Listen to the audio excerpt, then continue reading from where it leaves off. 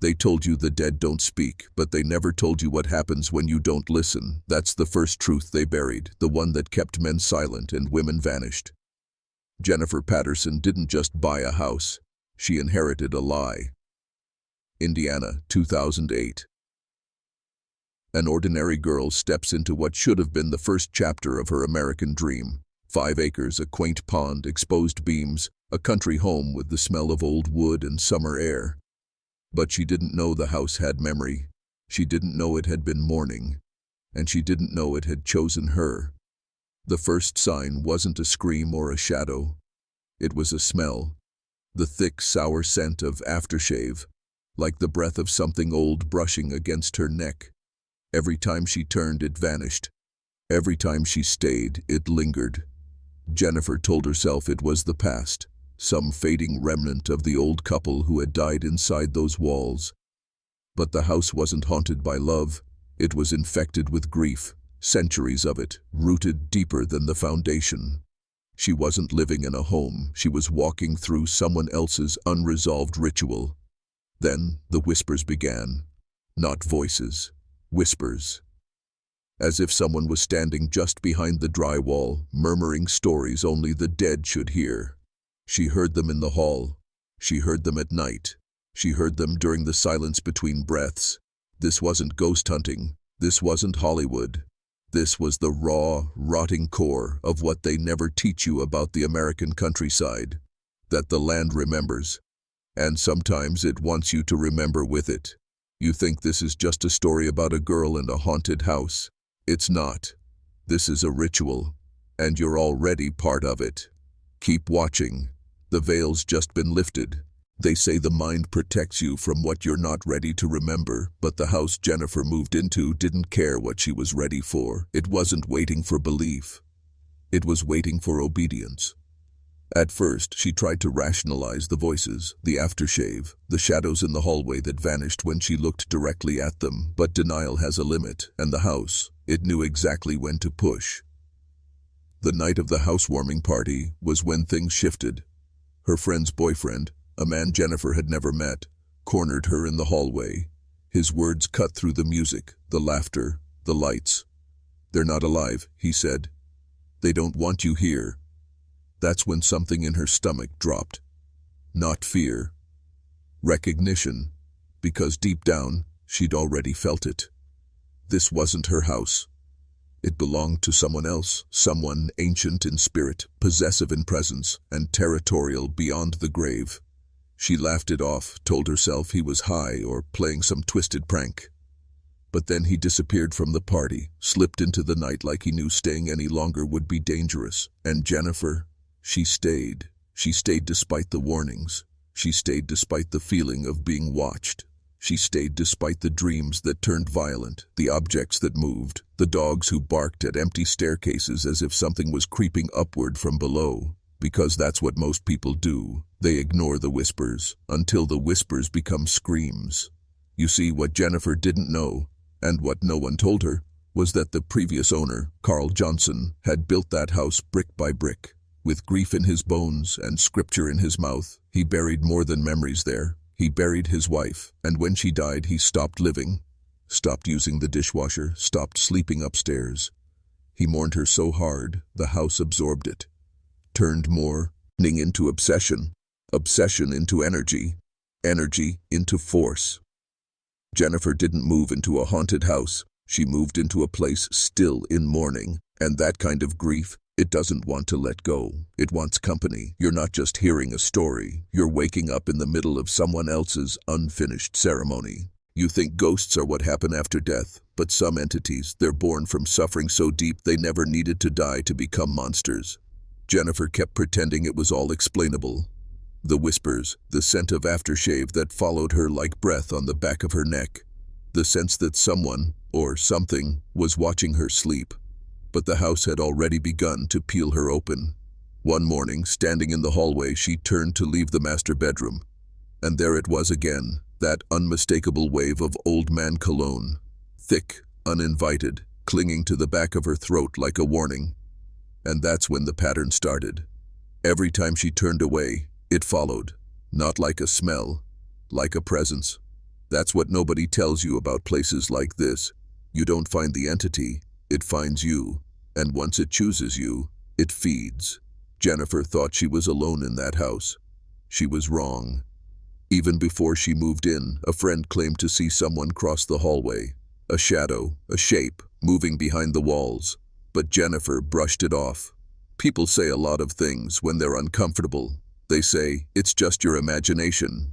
They say, maybe it's an old house. They say, you're just tired. But shadows don't lie, they just wait.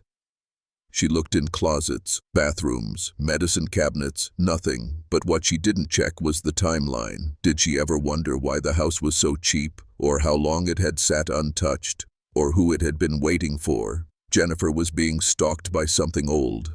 Not evil in the way you understand, but primal, possessive, territorial.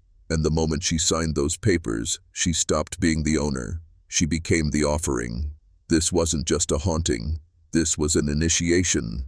And if you think it ends with her, you haven't been paying attention. The house didn't want to hurt her, not at first. It wanted her to submit, to recognize the hierarchy, to know she was the intruder. Jennifer thought she could reclaim control by hosting a party, bringing in the living to drown out the whispers of the dead. But entities like this, they don't fear noise. They feed on attention. That night, as the music played and laughter filled the rooms, something else stirred beneath the floorboards. It wasn't rage. It was resentment, a cold, intelligent awareness that its sanctuary had been invaded, and it made itself known. One man, a stranger, stood in the kitchen, suddenly still, his face pale, his voice low. "There are people in this house," he told Jennifer. "They're not alive, and they don't want you here. A joke, a game." She laughed it off, told herself he was being dramatic, but something inside her recoiled, because part of her already knew. The man disappeared after that, not just from the party, from the story, as if speaking those words sealed his place on the house's blacklist, as if even acknowledging the truth had consequences. Jennifer went to bed that night pretending everything was fine, but the walls were listening, and they had decided she didn't belong. The next morning, her friend casually mentioned, "Yeah, he's a psychic. He told me what he said to you." Jennifer asked, "Is he legit?" The answer, a shrug, the kind people give when they've seen too much to deny, but are still too afraid to believe. But here's the thing about belief. It's not required. The house doesn't wait for your faith, it waits for your silence. And Jennifer was already falling into that trap, isolated, unsure, ashamed to admit what she was experiencing. She didn't know this yet, but the real haunting had just begun. The house had tested her, and now it would escalate. You see, hauntings don't start with violence. They start with erosion, of reason, of identity, of will. One scratch in the foundation at a time, until you forget who you are and become exactly what the house wants. Another ghost trapped in denial. Most men imagine horror as blood and screaming, but real horror, it's subtle, it's slow, it's the psychological erosion that eats at you day by day until you can't trust your own senses. Jennifer was being watched, and not from across the room, from within the house itself. It started with voices. Not screams, not shouts, just the murmur of conversation, too soft to understand, too close to ignore. She'd come home from work, and they'd be talking, not to her, to each other. The kitchen, the hallway, the spare bedroom across from hers.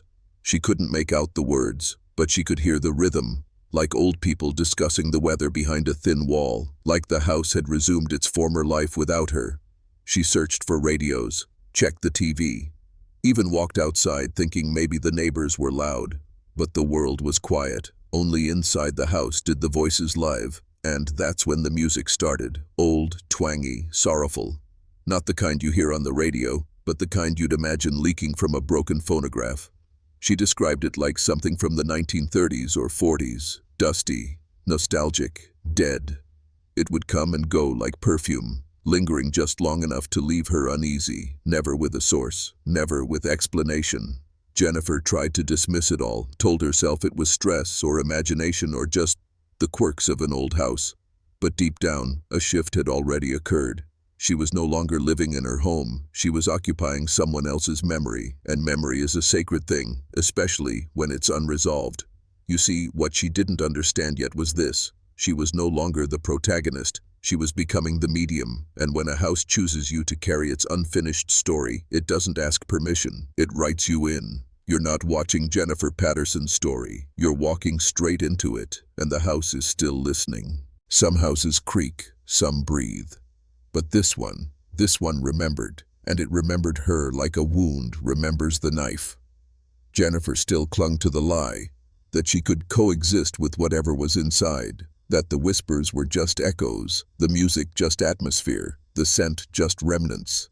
But darkness has a hierarchy, and this house had rules. She was about to break one. It happened in the basement. She'd gone down to do laundry, just another evening, trying to live normally inside a place that had long since decided normal was over, but something wasn't right. The moment her foot hit the last step, the air changed. Heavier, colder, like someone was holding their breath beside her. She ignored it, started tearing off a few rotting panels from the wall. Minor repairs, minor defiance. That's when she heard it. A voice, low, gravelly, commanding, "Get out." Not a whisper, not a hallucination, a command. She froze, then continued. Another panel off the wall, then again, louder, furious, guttural. "Get out."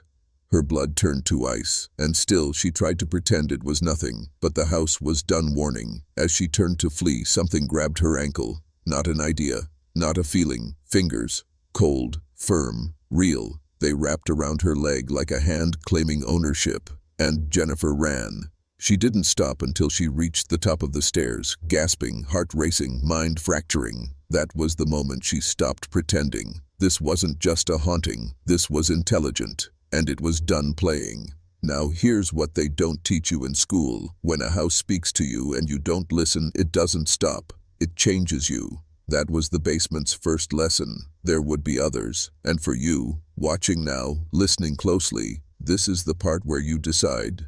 Will you keep dismissing the warnings, or will you listen before the hand reaches you? Fear doesn't just paralyze the body, it rewires the mind. It makes you doubt what's real, and that's exactly how it spreads.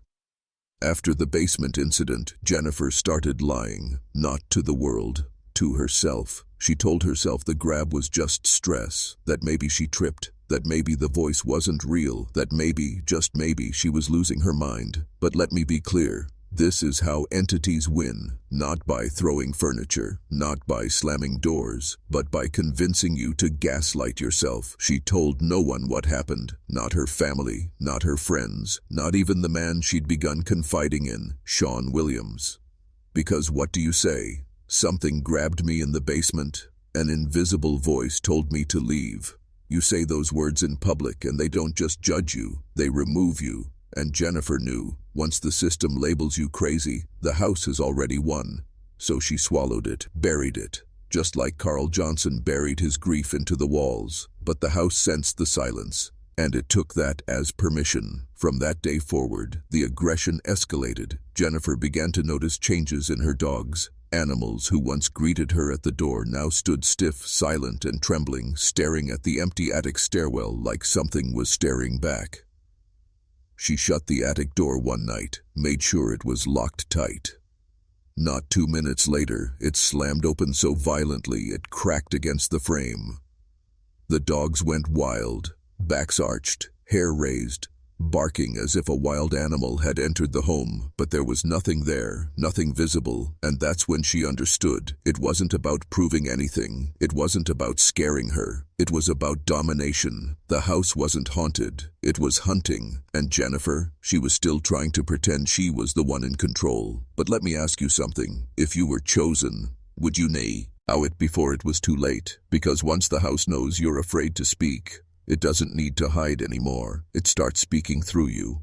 There comes a moment in every descent when the veil lifts, not all at once, but enough to glimpse what lies beneath. For Jennifer, that moment came during a casual conversation. A coworker, just making small talk, asked about her new house.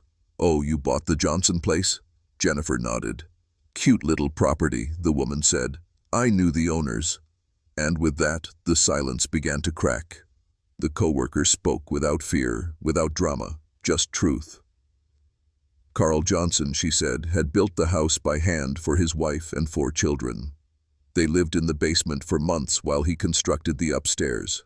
He was devout, old school, a man who believed in scripture, family, and structure. But then his wife died in Jennifer's bedroom, and Carl never recovered. He stopped using the dishwasher, refused to enter certain rooms, sat for hours in the living room talking to the empty chair where she once sat, until one day he too passed away, alone, bitter, broken, a perfect storm of unfinished energy. Grief turned sacred, love turned obsession, and obsession, left untethered, becomes ritual. Jennifer listened, smiled, thanked the woman, but inside her stomach churned. She hadn't just moved into a house with a past, she had stepped into a sealed emotional tomb. You see, some buildings are just wood and brick, but others, they become containers for unprocessed grief, for ancient intent, for unresolved energy. Carl Johnson didn't haunt that house because he was angry. He haunted it because he belonged to it. And now, it wanted Jennifer to belong too. That's the danger no one talks about, not the demons, not the blood, but the slow psychological seduction of being absorbed into someone else's legacy. And that's exactly what the house was doing. Day by day, breath by breath, Jennifer Patterson was being rewritten, not possessed, replaced. And unless something broke the cycle, she wouldn't be the last. The first time Jennifer saw the man in the hallway, he wasn't there. Not in the way a living person is, not in the way a shadow plays tricks on the eyes. He was something else. It was 3:12 a.m., the hour of unraveling. Jennifer had awoken suddenly, not from a nightmare, but from silence. A silence too perfect, too still, as if the house had stopped breathing. She got up. The hallway was dark, but not empty. There, just beyond the bathroom door, a figure stood, not moving, not threatening, just watching. His outline was hazy, like smoke given form, but she could feel it, the intent behind those eyes. This wasn't a ghost. It was residue, left behind by someone who didn't just die, but imprinted. She blinked, and he was gone. No noise, no explanation, just the echo of being observed. And that night, something shifted, not in the house, in her. Because Jennifer didn't scream, didn't cry, didn't even flinch. She just returned to bed and lay awake until sunrise. Why? Because fear had become normal. You can only survive in a burning building for so long before you stop noticing the flames. She no longer asked why this was happening. She began to wonder what it wanted, and that's when it started answering. Through her sleep, dreams became commands. She'd wake up standing in the kitchen, lights on, knives moved, cellar door open. She began writing in her notebook, words she didn't remember writing. Phrases like, return her name, and he wants the glass back. Jennifer was being used, not destroyed. Something needed her hands, her voice, her body, and the more she resisted, the more the house corrected her. She wasn't being haunted, she was being enlisted. But for what? That answer lay beneath the floorboards, buried in secrets that were never supposed to surface, and one night soon they would. It began with the mirror. A small antique one Jennifer had found in the attic, oval frame, bronze trim, speckled with age. She hadn't remembered bringing it downstairs, but one morning there it was, resting on her vanity, perfectly centered. She thought nothing of it, until it moved. Each day the angle shifted, slightly, inward, as if the reflection itself was being redirected, watched from the other side. Then came the photographs. Jennifer kept a wall of family pictures, happy memories, smiling faces. One by one they began to warp. Not physically, but the eyes in the photos started changing. They no longer looked out. They looked in. She showed them to Sean. He laughed it off. Old photos do that. It's the gloss, the light. But Jennifer knew. This wasn't light. It was attention. The kind of attention that lingers when you walk into a room and forget why you came. The kind that whispers not in your ears, but behind your thoughts. And then, the final straw, her name. She began hearing it whispered. but not in rooms, in objects. A chair creaked in a tone that almost said Jennifer. The sink faucet, dripping just right. Jennifer. The sound of the wind against the vent. Jennifer. Not random, not imagined, engineered. The house was learning her, calibrating its voice, using the architecture itself to speak. It wasn't haunted like Hollywood tells you. No screams, no flying plates. This was quieter, smarter, slower, and that's what made it so dangerous, because Jennifer was no longer reacting like a victim. She was adapting, and when a haunted house turns you into one of its parts, that's when escape becomes impossible. Because now the question isn't, is something in the house? It's, is there anything left of Jennifer inside her own mind? Jennifer began forgetting things, not in the way people forget car keys or birthdays. This was deeper. She'd lose whole hours. Find herself standing in the backyard at 2 a.m. barefoot, holding a photo she didn't remember finding. One night she awoke in the hallway with soil under her fingernails and the shovel leaning against the wall. But the garden was untouched, or so she thought. Because just beyond the perimeter, behind the rotting fence and tangled vines, was a patch of ground the grass refused to grow on. A circle, dead center, 8 feet across, perfectly barren. She asked Sean if he noticed it. He shrugged. It's probably just bad soil. But her instincts screamed louder than his logic. That wasn't bad soil. That was a scar, a mark left behind by something buried, or something released. She tried to photograph it. Each time the image came out wrong, blurred, streaked, corrupted, like the camera was fighting her. Even digital footage stuttered near that circle, glitching like a memory trying to suppress itself. She knew it now. The house was alive, not metaphorically, literally. It had a memory, a will, and, most disturbingly, a purpose. The rooms rearranged their mood depending on who entered. Some stayed ice cold, others unbearably warm. Her own bedroom smelled like a woman's perfume from the 1930s, even though she used nothing of the sort. Every drawer she opened began to contain fragments, a lock of gray hair, a child's drawing signed MP, a rosary with 7 beads missing, not broken, counted out. Jennifer stopped calling these things coincidences.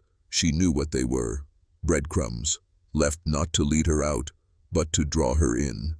She was no longer a visitor, she was becoming a witness, and soon, she'd be forced to see what the others never lived long enough to tell. There was a diary. She found it beneath the loose floorboard in what used to be the nursery, a room neither she nor Sean used. A room that always smelled faintly of milk and mildew, even though it had been empty for decades. The diary was old, bound in leather, brittle with age, stained with time and something else, something reddish-brown that no one ever dares to name. The handwriting was elegant, sharp loops, tight margins, obsessive neatness. It belonged to a woman named Margaret Petrelli, a name Jennifer had never heard before, not in the deed history, not in the town records, not in the whispers from neighbors. But as she read, the pages came alive. He watches from the vent. At first I thought it was the rats. It is not rats. Rats don't whisper scripture backwards. The baby doesn't cry anymore. She hums, the same tune every night, a funeral waltz I've never taught her. The mirror showed me myself, not the woman I am, the woman I will become, hollow, bleeding from the eyes, laughing at nothing. Margaret was unraveling, not with madness but with clarity. She wasn't being haunted either. She was being prepared. The entries grew darker, mentions of a priest with no parish, a window that appeared only during eclipses, and something she only called the listener. He doesn't speak, he listens, and when you ask the wrong question, he makes you answer it yourself. Jennifer's hands shook. Not just from fear, from recognition. The details matched, the humming, the shifting vents, the unbearable sense that the house didn't just hear you, it judged you. This was no ordinary haunting, this was a ritual space, and every woman who'd lived here before, including Margaret, wasn't a victim. She was a conduit, a vessel. The house didn't just want to scare them, it wanted to use them, and if Jennifer couldn't figure out what for, she'd end up like Margaret, a forgotten name in a floorboard, waiting to be read again. That night Jennifer had the dream again, except this time, it wasn't a dream. She woke on the nursery floor, no blanket, no pillow, just the diary open beside her, turned to a page she had never read. August 3rd, The mirror won't show my face anymore, only his. There was no name, just a drawing, crude, violent lines etched with what looked like a nail or needle. A tall figure, faceless, elongated arms, bent backward as if in constant listening. Jennifer blinked. The drawing looked familiar, too familiar. She rushed to the hallway, the old gallery wall lined with portraits of previous owners. She stared at the frame nearest the attic stairs, a cracked glass plate photograph, and there it was. The same figure, faint, like a shadow burned into the corner of the image, but unmistakable. She hadn't seen it before, it hadn't been there before. Now it was, and it was closer. She ran to the bathroom to splash water on her face, only to freeze at the sink, because the mirror was no longer hers. It reflected the room behind her perfectly. Except in its version, Jennifer was not alone. The faceless man stood just inches behind her reflection. Still, tall, listening, she spun around. Nothing, just silence. But when she looked again, the mirror had changed. Not the man, her. Her reflection was smiling, but she wasn't. It was the smile of someone who had already given in, someone who had heard the final whisper and accepted it. That was when she understood. This house wasn't tormenting her for fun, it was preparing her to become something else. A host, a listener, another link in a chain stretching back generations. Jennifer wasn't the first, and unless she broke the cycle, she wouldn't be the last. Jennifer stopped sleeping, not out of fear, but out of necessity. The dreams had become too accurate, too predictive. They showed her things before they happened. In one, she saw herself walking barefoot into the basement. In another, standing beneath the dead tree in the backyard, holding something in her arms. Something wrapped in lace, leaking water. Each morning she'd wake with her body aching as if she'd truly walked miles. Then came the third dream, the most vivid yet. She was kneeling inside the nursery. Behind her, dozens of women stood in silence, eyes stitched shut, mouths sealed. But she knew them. Margaret Petrelli, Sarah Finch, Helen Crass. Names she hadn't even researched yet, but knew by instinct, because they were all her, or would be. Each one had lived in this house, each one had vanished, and each one, somehow, had watched her arrive. "We weren't murdered," a voice said, not with sound, but thought. "We were rewritten." Jennifer awoke screaming, but what was worse, when she opened her mouth, no sound came out. Not a whisper, not a breath. The house had taken her voice, only for a few hours, but long enough to make a point. It could unmake her at will. The control wasn't physical anymore, it was psychological, spiritual. It didn't need to kill her, it needed her cooperation, and she was beginning to break. She started noticing symbols around the house, markings carved into wood frames, behind wallpaper, even into the mirror glass itself. Some she found in Margaret's diary.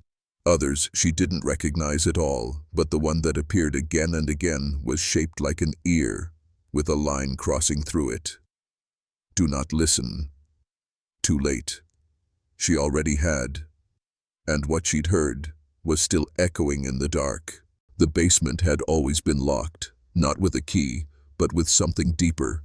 The door was sealed from the other side, no matter how many times Jennifer tried.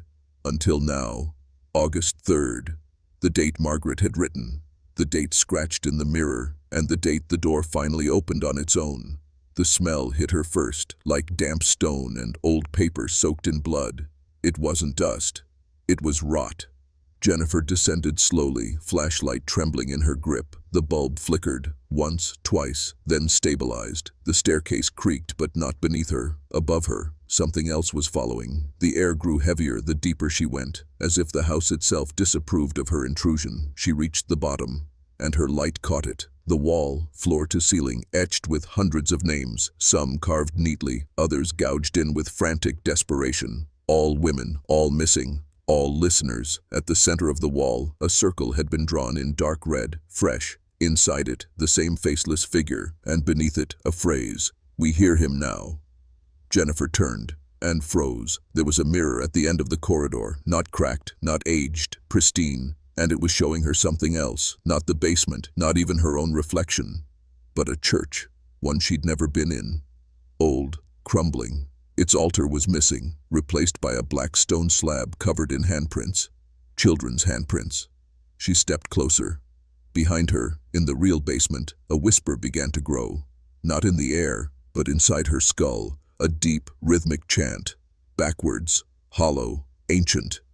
Jennifer fell to her knees, clutching her head. You were chosen. You opened the door. You heard. She screamed, and this time, her voice didn't come from her own mouth. It came from the mirror, and it wasn't hers. It was Margaret's. Jennifer ran, up the stairs, past the gallery wall, past the nursery. But something had changed. The house felt different now, like it had shifted, as if it no longer needed to pretend.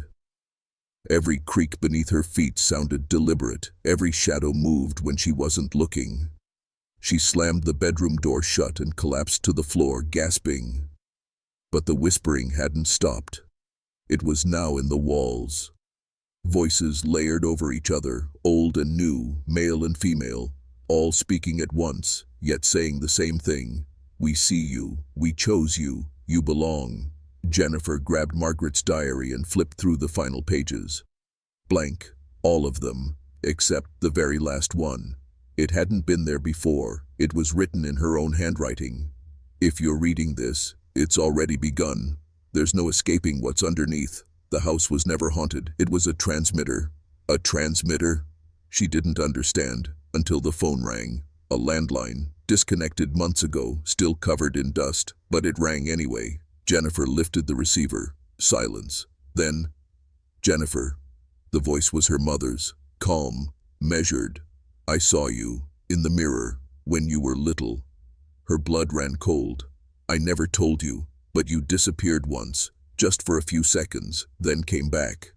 But something in your eyes had changed. I told myself it was imagination, but it wasn't. Jennifer couldn't speak. The voice on the other end continued. He's always known where you are, because he's always been inside the places that see, mirrors, screens, water, eyes. The house didn't find you. You were brought to it. The line went dead. Jennifer dropped the phone, hands shaking. This wasn't about one woman, not about one house. It was about a signal, an infection that had passed through mirrors and minds for generations. And Jennifer had just picked up the transmission. The chapel wasn't on any map, but Margaret's diary had left a trail, symbols matching those Jennifer saw carved in the mirror frame, burned into the attic door, etched in her dreams. It took her 2 hours of back-road driving. The last mile she had to walk. No birds, no wind, just silence so complete it felt like pressure against the ears. And then, through the trees, she saw it. The chapel of St. Roswin. Half collapsed, swallowed by ivy and time. But the foundation still stood, and so did the doorway. Blackened. Burned. Jennifer crossed the threshold and stopped breathing. It was identical to what she saw in the mirror. The altar, gone. The stone slab stained and slick. The handprints, still wet. But this time, she wasn't dreaming. On the walls, murals. Faded, cracked, but legible. Each depicted a woman standing before a faceless figure, offering something in her hands. A book, a mirror, a child. Each one ended with the same act. Her mouth sewn shut. Jennifer moved closer. Beneath one mural, scratched in a different hand, were the words, "They traded their silence to keep him asleep." And just beneath that, "We broke the chain, he wakes." Suddenly, the mirror on the far wall shimmered. It wasn't a reflection, it was a view. She saw her house, her bedroom, her mirror. Someone was standing there, not her. Someone wearing her face, but not her eyes. And it turned, and it saw her. Jennifer stumbled back, heart slamming. The chapel began to shake, not violently, but rhythmically, like it was breathing. Behind her, a whisper rose like steam. Your silence was promised. You are the final link.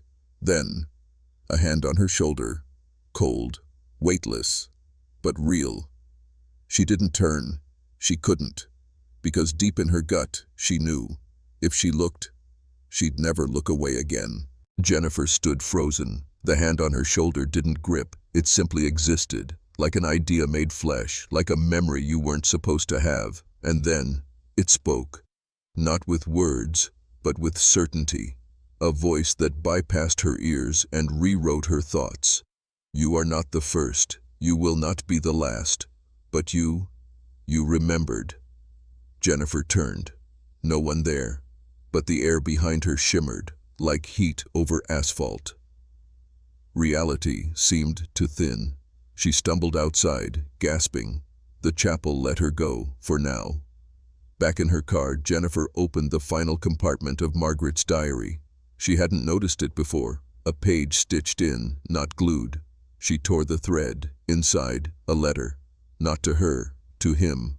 To the one behind the veil. You've taken many names, you've worn many masks, but we remember your true form. You don't speak, you infect. Through light, through silence, through bloodlines.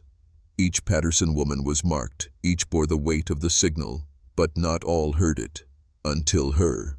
Jennifer blinked. She wasn't reading anymore. The words were speaking themselves, crawling into her thoughts. She was born at midnight in the mirror hour. She was the key, the crack in the seal. She will walk both sides and bring him through. She is not a vessel. She is the door. Jennifer dropped the pages. Her birth certificate had said 12 o'clock a.m. exactly, mirror hour. Suddenly the radio in her car turned on, by itself. White noise. Then, a voice. Margaret's. I'm sorry, Jenny. I tried to change the story, but it always ends the same. You open it, you let him in, and you become the silence. Jennifer screamed and ripped the radio from the dash. Silence, but not peace. Because the signal wasn't on the airwaves anymore.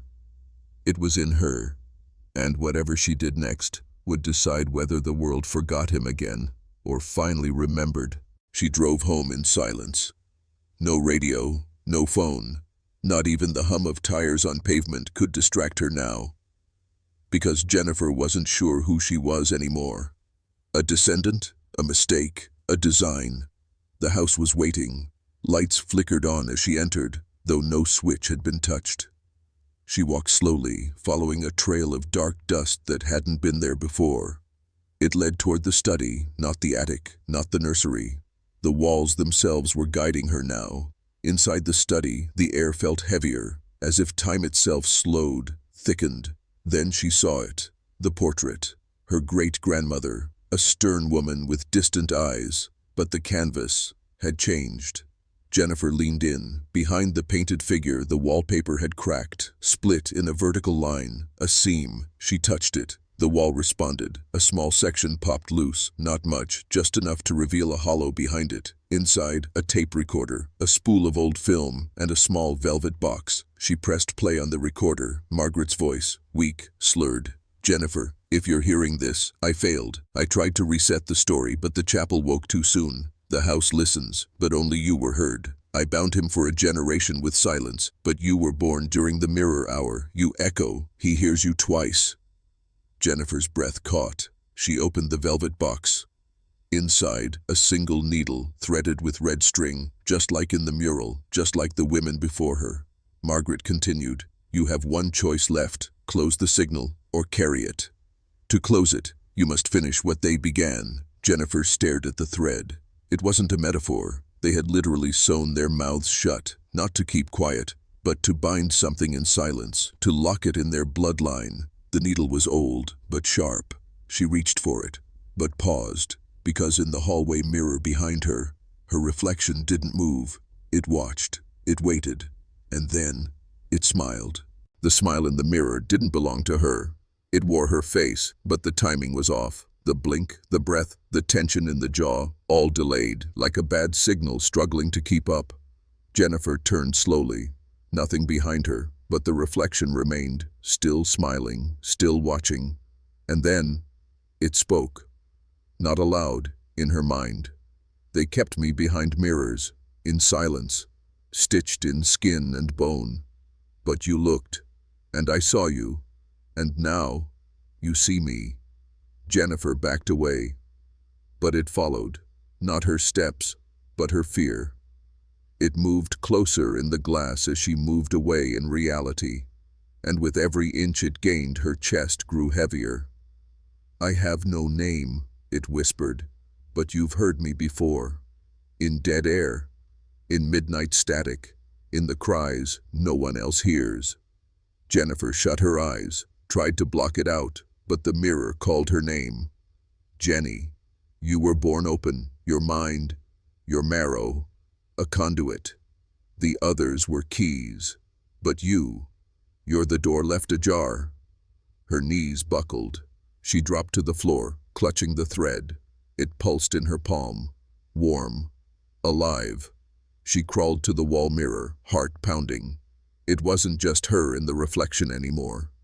The room behind the other Jennifer was different, darker, deeper. Books moved on their own. Walls breathed. A second version of the Patterson home, twisted by time. That Jennifer, the mirror Jennifer, was still smiling, still waiting. "Bind your lips, bind your thoughts, or I will speak through you. One word, one whisper, and I'm free." Jennifer looked at the needle again. She understood now. It was never about muting the women, it was about sealing the breach. Not with silence, but with sacrifice. She stood, walked to the mirror.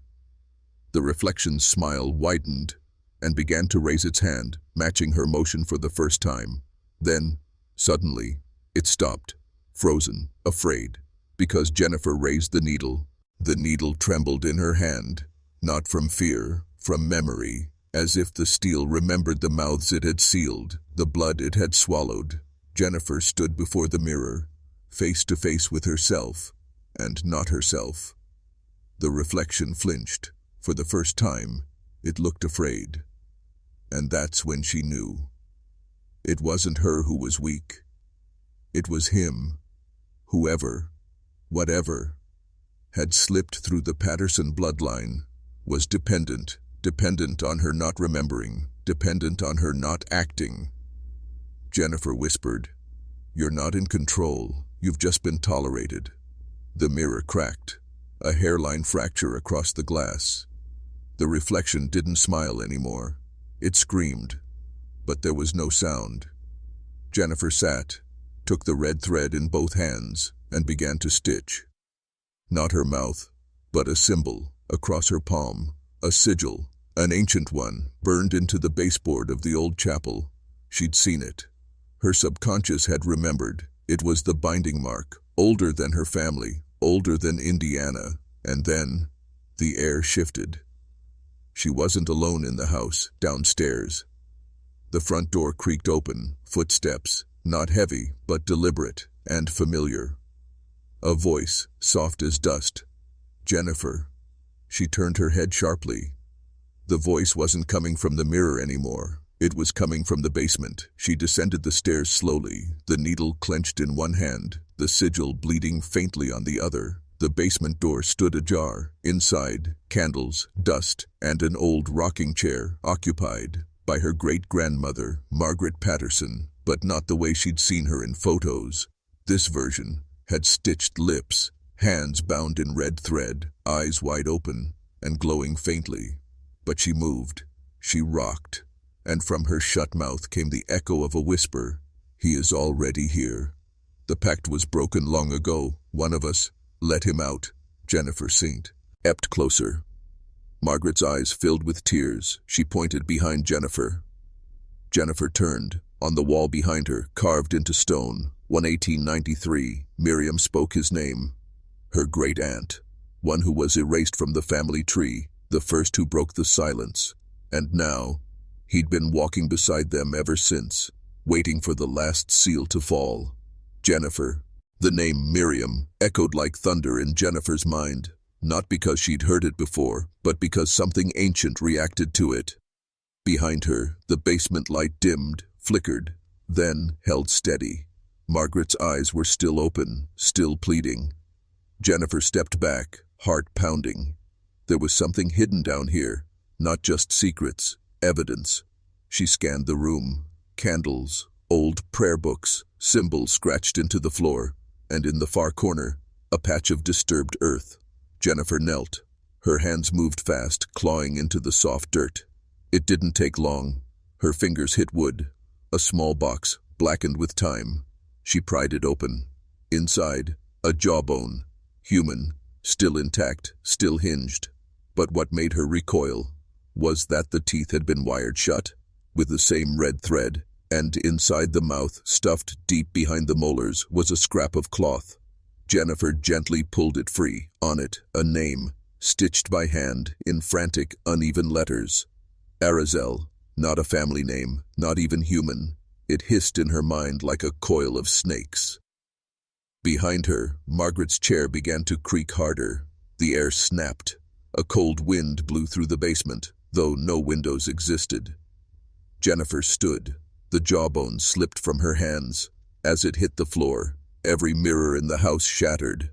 Not cracked, not splintered, exploded. From the hallway, from the bathroom, from the study upstairs, glass rained down like ash. And then, footsteps, coming from every direction, but none from above. They were inside the walls. Something was walking between them.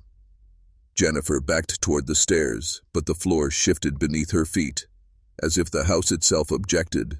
She clutched the scrap of cloth. It burned against her palm now.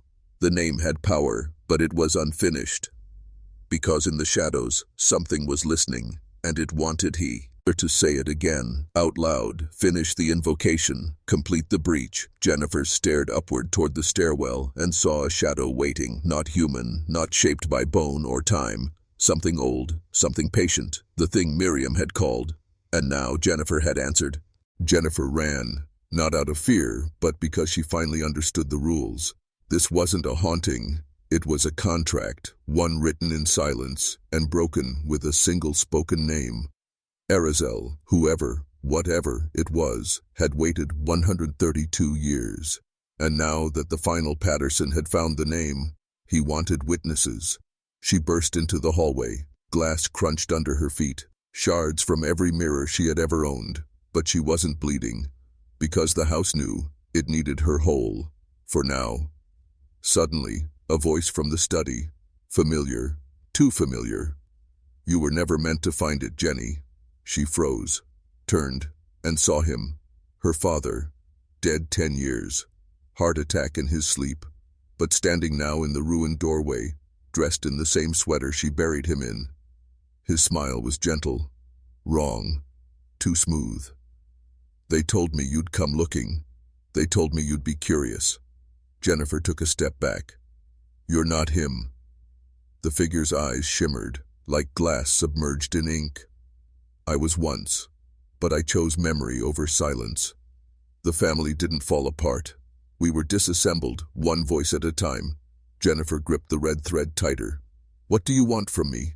He stepped forward, hands out. Nothing, except what's yours, your voice, your choice. Say the name again, complete what Miriam began, and I'll give you truth, real truth, not these scraps of ghosts and guilt, not old stories scratched into basements, the kind of truth men killed to forget. Jennifer's mind raced. What if he was right? What if they had silenced a power that could have ended the bloodlines of tyrants? What if the family's curse was actually a gift stolen by the church, by the doctors, by the state? She looked down at the cloth. The name still burned faintly. Arazel. Behind her, Margaret's voice whispered one final time. The mirror shows what wants to be freed, but never what it costs. Jennifer turned back toward the figure. Her father's face was shifting, becoming something ancient, a face without shape, a voice without end. And still, she had to decide, speak the name again, or sew it shut, forever. Jennifer stood frozen. The house had fallen silent. No whispers, no creaks, even the air refused to move.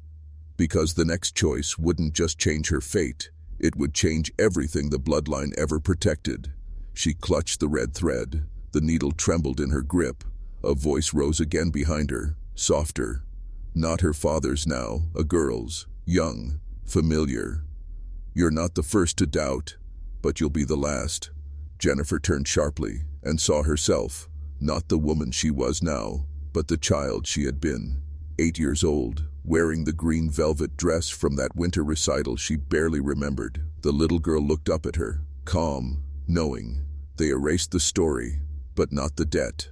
Suddenly the ground trembled, not violently, like a breath. The house exhaled, and a trapdoor in the chapel hallway creaked open on its own. Jennifer followed it, down, into a narrow stone tunnel lit by oil lamps, still burning, untouched by time. The air grew colder, damper, and then she reached it, a hidden room carved from bedrock. At the center stood a stone chair, more like a throne, covered in red cloth and symbols etched with bone, and seated there, a woman, eyes sewn shut, lips sealed with thread, but alive, barely, breathing, ragged and slow. Jennifer stepped closer and froze. It was Miriam, not just a name, a vessel, still alive after all this time, kept that way by the pact. In her lap rested an ancient book, open to the page Jennifer had feared. The invocation, Unravel, binder of witnesses, collector of lost speech, breaker of oaths. This wasn't demonic. This was surgical. Unravel didn't torment families. He archived them, memories, secrets, betrayals. He kept them from vanishing. But to do that, he needed a vessel, a voice. Jennifer. Suddenly, Miriam's stitched eyes moved beneath the lids. Her mouth twitched. The threads strained. And then, her hand rose, holding out the needle again, inviting Jennifer to take her place, not just to seal the voice, but to become the next keeper, the guardian of unspeakable things. Jennifer knelt, shaking, tears slipping down her cheeks, and in that moment, she understood. This wasn't possession, it was inheritance. The air thickened, dust hovered like ash in the oil lamp glow. Jennifer stared at the needle, Miriam's hand still extended. But it wasn't just thread and steel anymore. It was the key to silence, to memory, to the forbidden roll passed down like a sickness no one ever survived long enough to name. The room groaned, stone cracked softly, like old wood splintering. Time was unraveling, the moment couldn't hold. Behind her, the tunnel began to collapse in slow motion, walls sweating, ceiling bowing. Miriam's body twitched again. The stitches on her lips bled black, thick, ink-like fluid that hissed as it hit the floor. And in that sound, Jennifer heard the truth. All of it. The family wasn't cursed. They were chosen. Not by God, not by any church, but by the archive itself. Unravel, a force beyond theology, a recorder of humanity's ugliest truths. Every missing Patterson, every vanished woman in the bloodline, hadn't been taken. They had been preserved, inside the house, inside the record. Their souls converted into memories, looped endlessly in the walls, bound by thread and silence, not to torture them, but to remember what others wanted forgotten. Murders covered by bishops, infidelities buried by judges, secret rituals kept alive by governments, all stored here, in this house. In her blood. Jennifer's hands trembled. She held the needle, the thread, the name. She had one chance. Either sew her mouth shut and become the next keeper, or speak the name aloud again, release Unravel, and let all the secrets spill. The walls hissed louder. The air burned.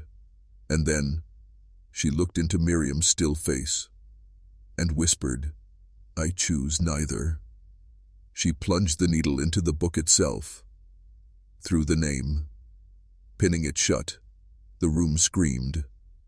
A soundless scream, like pressure in her skull. The book burst into flame without smoke. Miriam's body slumped back, peaceful, and the lamps all extinguished.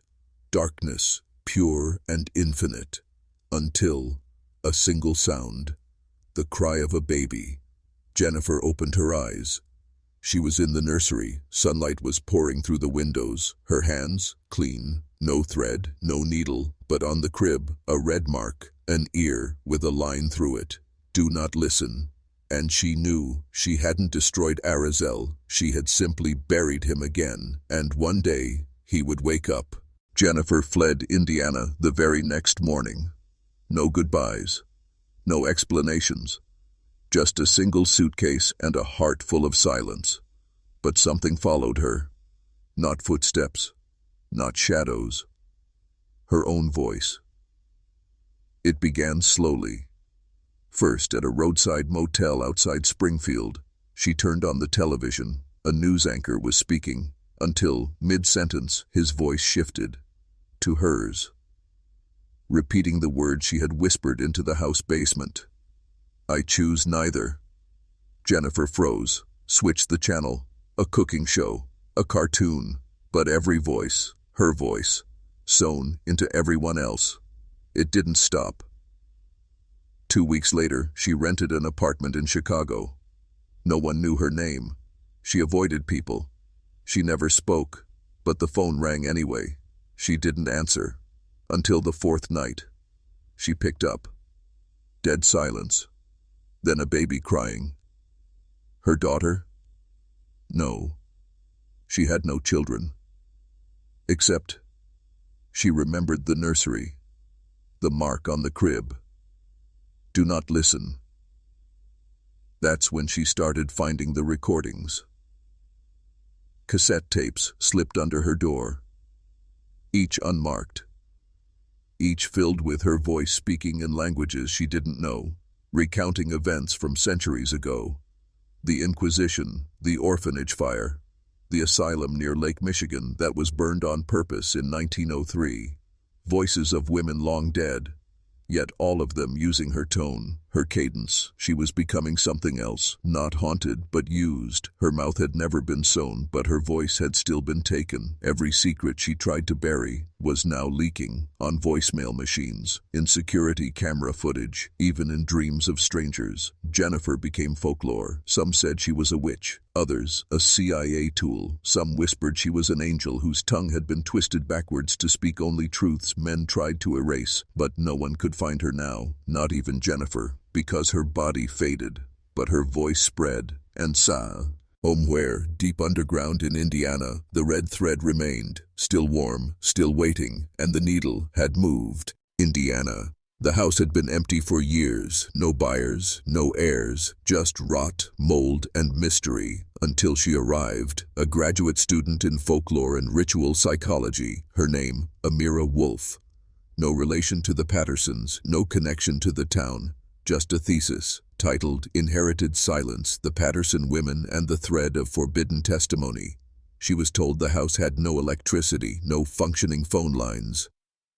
The basement had been sealed, but on her first night, alone, under flickering flashlight beams, the landline rang. Amira froze. It wasn't plugged in, no dial tone, yet it rang again. She answered. Static, then a voice. Not ghostly, not demonic, just human. Jennifer Patterson. The voice spoke calmly, with precise rhythm, as though reading from a script no one else could hear. If you're listening, it means the thread moved. It means I failed. And you are the new door. Amira sat slowly. The line crackled. Do not trust mirrors. Do not speak under moonlight. And if they come with needles, do not run. Jennifer's voice shook now, but not from fear, from urgency. I tried to burn the book. I tried to bury the name, but I didn't realize. It was already in me. The static screamed, like thousands of mouths inhaling at once. And then, they won't kill you. They'll keep you alive. Because you're the next record. Unless... The line cut. A beep followed, like the end of an answering machine message. Amira looked down. There was a red thread on the floor, leading from the phone to the basement door, which was now ajar, and behind it, a faint light, not warm, not fluorescent, something older, pulsing like a heartbeat.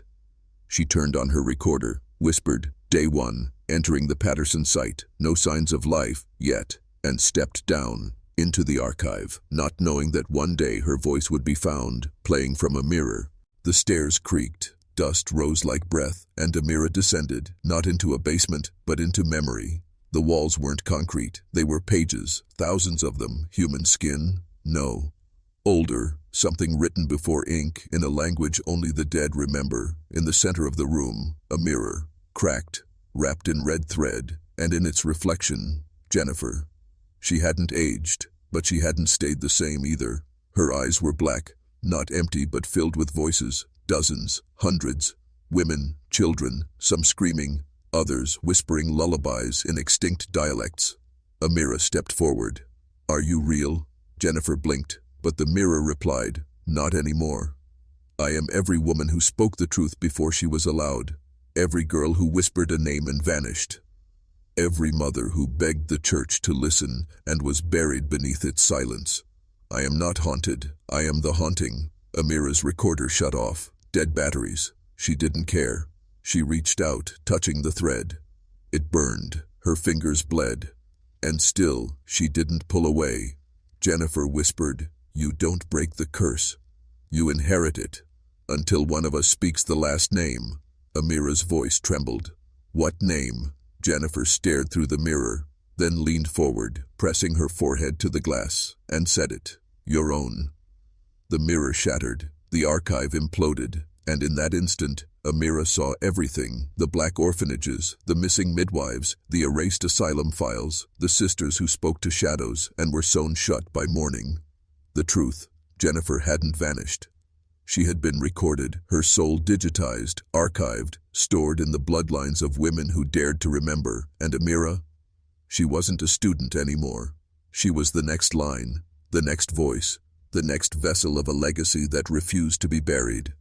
Above ground, the house caught fire. Neighbors watched. None called for help. Because deep down, they knew. This wasn't the end.